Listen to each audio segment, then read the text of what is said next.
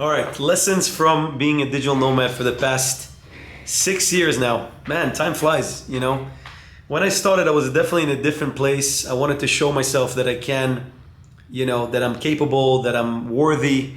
And 6 years later, I'm actually talking about what it was like, to live on a suitcase, traveling to over 25 countries, living in dozens of different cities, meeting very cool people, getting my heart broken, losing all my money. A lot of stuff that I never really shared because, shit happens, right?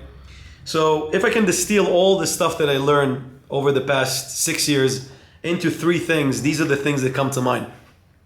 So the first one is FOMO, okay? That's a big one that I know a lot of people are going through, this FOMO feeling. They go with their life of, man, I'm not doing enough.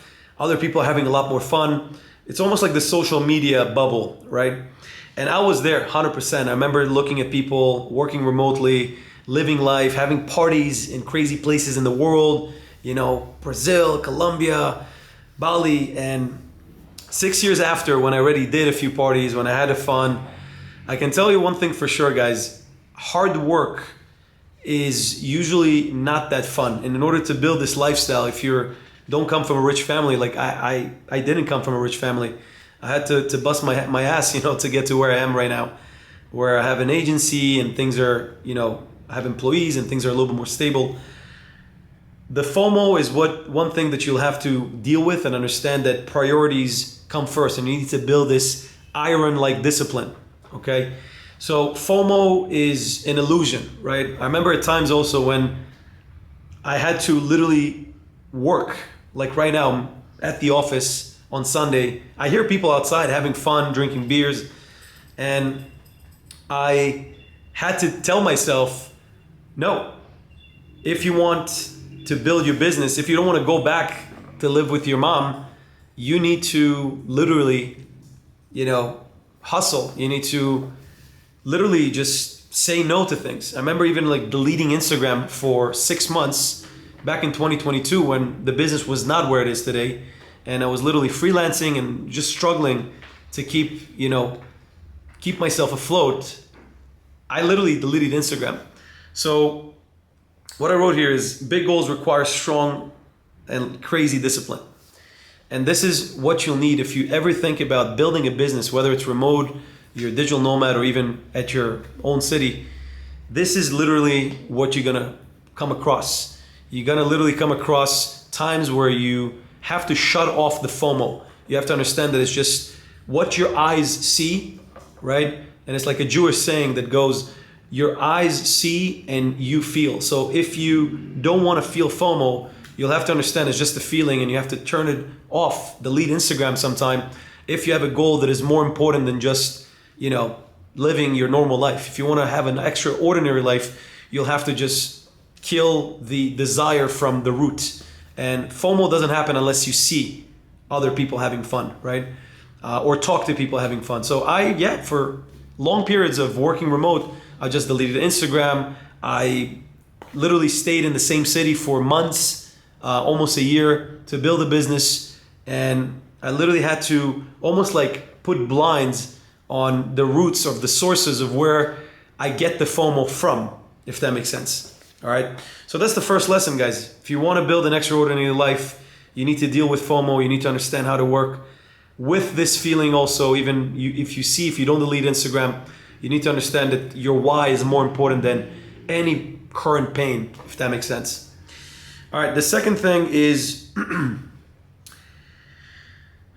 time moves faster when you travel, right? And this is just almost like a magnifying glass that travel puts you on life, right? It gives you like a glimpse of what life is. So when you travel, when I realized that every time I go into a city and I stay there usually for 2, 3, 4 months, I make friends, I become a different person almost when I live through the city. And when it's time to leave and I had a good time, a lot of time there's this feeling of, no, I want to stay. And this is how life works. I realized that most people live in what I call seasons. You have a season where you are working for a company. You have a season where you're in university. You have like these seasons, and when you are a digital nomad, your seasons are just a lot shorter and a lot quicker and a lot like snappier. You know, if you're in university, it's like 3, 4, 5 years. If you go to a new job, it might also be a few years. But when you travel, your seasons are just a lot shorter. So it's almost like you live life on a faster pace. And it teaches you everything. It kind of exposes all your traumas, insecurities. Like I had a big problem to say goodbye to people. You know, maybe because my father and my mom split when I was 6.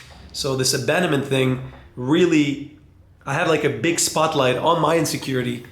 On all of a sudden you have to say goodbye to people every 2 to 3 months. And some of them, they're really good, cool, nice, awesome, wholesome people. And you don't want to say goodbye, but this is how life is. And I really started practicing this feeling of gratitude, you know, not just complaining that I'm leaving a place, but almost like saying thank you for this time together with those people, and almost like embrace the door being closed, closing a chapter and starting a new one, you know, with a smile. Even when you're sad, you're like, I'm sad, but I'm happy at the same time, and cultivating that this is what I have to get used to living a wholesome life. All right. So traveling really exposes all your insecurities, you know, really shows you what areas you're still trying to run away from, but all of a sudden you're traveling and you don't have your support system, you don't have your family, your, you know, high school friends, your childhood friends. You're on your own with people you just met, or maybe you're traveling with somebody, but still, you don't have your support system. And now you have to deal with those things, you know?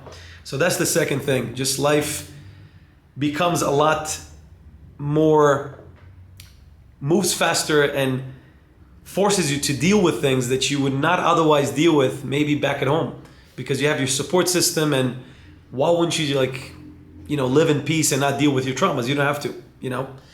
The third thing is actually what you realize after you've been moving so much, you know, you kind of see your own insecurities. It's kind of like what I just talked about. And you realize, and it's coming from a book that I read on, you know, traumas and insecurities. People really praise 3 false gods every single morning. And when you travel, you see this within yourself, and you also see this on other people. You see this more than you would in your own hometown, you know? And this literally boils down to 3 false gods. The false gods are the god of security, the false god of validation, and the false god of control. So ask yourself every single morning, even if you're not a digital nomad, but especially if you are, what are the 3 false gods that you're actually praying to? False god, right? They're not real. But we almost like pray to them to feel in control, to feel secure, and to feel, you know, validated or approved of. And this is what I realized when I traveled. I saw how my Instagram became a channel where I'm posting things to get something from people, to get the attention of the girl, to get the attention of my friends, to get the attention of people that I want to impress. Same thing with feeling in control. I saw people that literally I lived with, and it's funny, and we co-live. It's people that I met when I traveled. We became friends. And I literally grabbed a banana from this guy that I lived with, not to name any names, but if he watches that, you know, I'm saying this from the best place ever. But I grabbed a banana from a dude that I lived with. It was in Spain. And the guy literally went like berserk. He's like, "Why did you grab my banana?" I'm like, "Yeah, dude, it was late at night and I just want to eat. I'll buy you a new banana." He's like, "No, but I buy exactly 8 bananas for the week." And I kind of saw how just having the bananas in their place waiting for him, and him knowing that there's 8 bananas over there, really makes him feel safe, right? So this feeling of control, like everything is in control, what's make you safe is as you grow up, especially, like we're finding these things that make us feel safe, whether it's being validated by somebody, or, you know, having things in control, the house clean, your bananas in place. And the same thing with security. You know, a lot of people don't feel secure within their own body. That's why they go and drink on the weekend. That's why they go and, put drugs in their body, because all of a sudden there's a little bit of trauma that comes up and they have to have this kind of feeling of security. And if they don't, they just revert to drugs or drinking or fapping or whatever. So I saw this on myself. I saw this on other people. You almost like see insecurities with so many different people that are super successful. This dude that I told you about is a very successful entrepreneur. Like he has multiple, channels on YouTube that exploded. He makes a lot of money from his agency also. But at the same time, you see how people grasp onto things and in order to feel safe and secure, So this is the last thing pretty much, this is what I can tell you so far, learning what life is, from living on 3 suitcases, moving around. This lifestyle, if I started it thinking that it will actually, boost my confidence, it actually did the opposite for quite some time. It actually made me a lot more aware of myself. You can't escape because everything is in front of you because you're a lot of time alone in a new place, new city, without your support group, without your family or friends. And you all of a sudden you're forced to see yourself. And it's a good thing, but it's scary, it's crazy. It's scary as hell. And this is, I feel like, how you grow. And as a young man, if you're seeing this, if I could talk to my younger self in this video, I'm 33, almost 34.